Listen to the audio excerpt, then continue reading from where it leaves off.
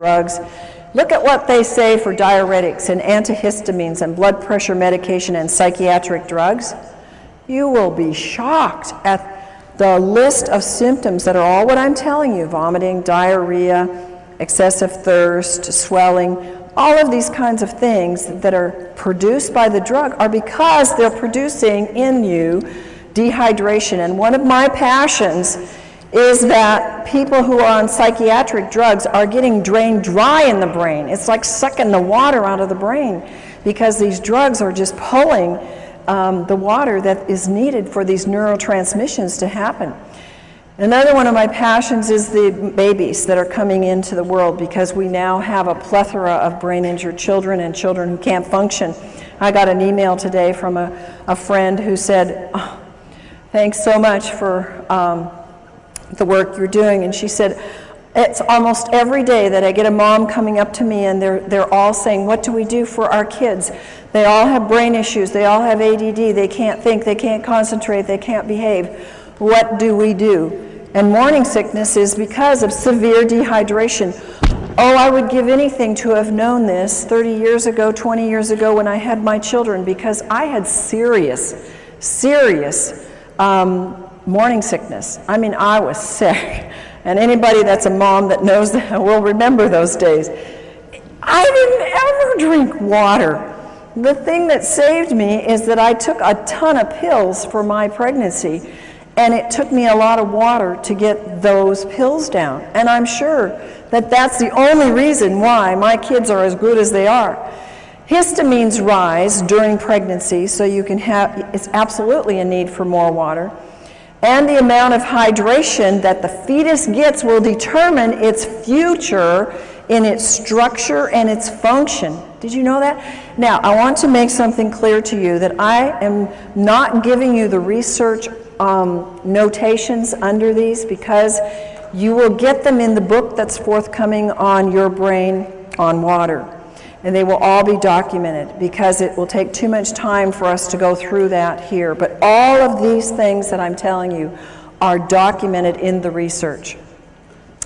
Overweight. Do you think an overweight person is going to need 9 glasses of water a day to just metabolize what their body uses and throws off as waste? How many of you think that that'll be? No. But I would say 99.9% of the overweight people do not drink enough water, and that's probably one of the reasons why they're tending to be overweight. It takes more water for a heavier person to complete their digestive and eliminative processes, and dehydration will slow the metabolic rate down. And also, on the other hand, the right kind of water will speed up the metabolism. Water moves the fat deposits, but I must tell you, it must be negative ionized water, not positive charged water. In overweight, people get confused with hunger and thirst. Instead of going for water, they go for food, and so that creates more of an imbalance. And ionized water provides the energetic equivalent of food. Now, understand what that's saying. Regular water will not do this, but if you are trying to lose weight and you take the ionized water, it will actually provide energy. It's like a source of food to your cells so that you have energy and your body can burn the fat. Sun exposure causes dehydration. The sun, when you're there, you know how dehydrated we get. And what do people do when they're in the sun and for several hours after? They go get carbonated, caffeinated, alcoholic sugar drinks, and every single one of those creates more dehydration. Of course, sweating creates more dehydration. My son is a great guy that works out. It's a water you can drink while you're working out, and you don't get that slush in your stomach, and you don't feel an upset stomach from it. Stress causes dehydration. I look at the hours I used to work. I still work them, but I used to work them without drinking water. Now I have large glasses of water beside me all day long. And I would think, oh, I'll drink later. Oh, I know I need to drink. And my day would just go push, push, push, push, push all day long. And I didn't do my body too good of good. And, you know, I've had to undo some of those things. But again, it was like I wasn't making the connections, and I believe I wasn't making the connections because I was so dehydrated my brain couldn't put it together. And I didn't have anybody come and tell me that there really was a water. I had lots of people come with alkaline water and these machines out there, and I'd been checking them out for 20 years. And I said, these don't work. They're not doing one thing for you. Why should I spend $1,000, $2,000? Why should I spend anything on them? I don't want to give my clients this kind of water. So I knew, because I was always testing them, that what I was seeing on the market really wasn't working. Stress will use up hormones. It will use up neurotransmitters, making them work harder. It will use up your vital resources, and you have to have water to keep them functioning. Now, we all know that too much salt isn't good, and using the wrong kind of salt is bad for your body because it will grab water and dehydrate you.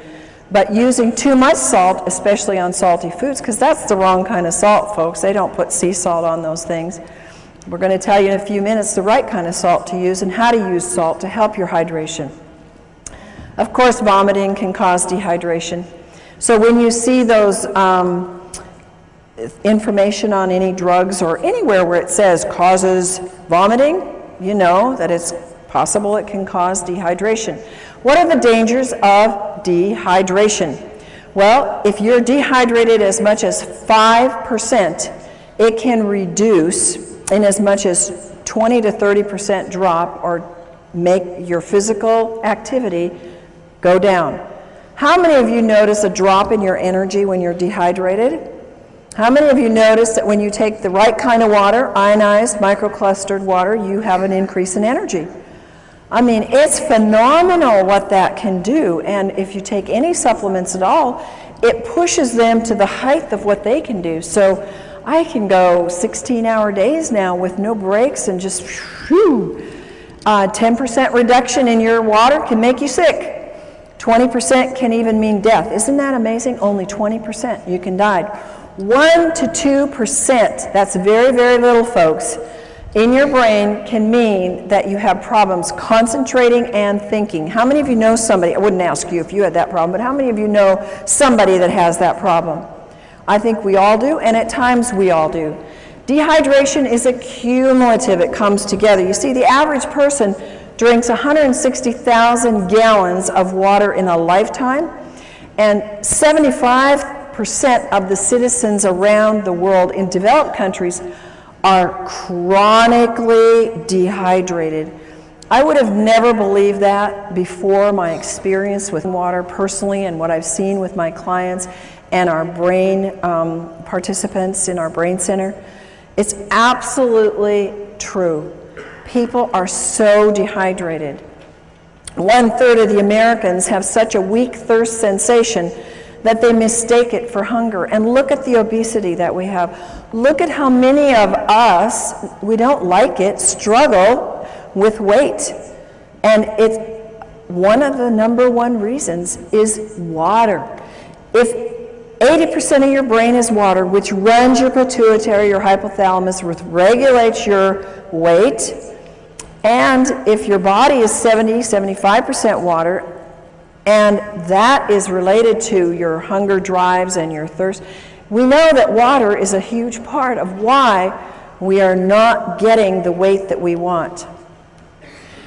Brain dehydration. It brings on feelings, if we're dehydrated, of anxiety and depression. The brain doesn't function properly. It uses up amino acids that are called our happy aminos that have to be working. The worse the dehydration is, the worse the depression and anxiety are.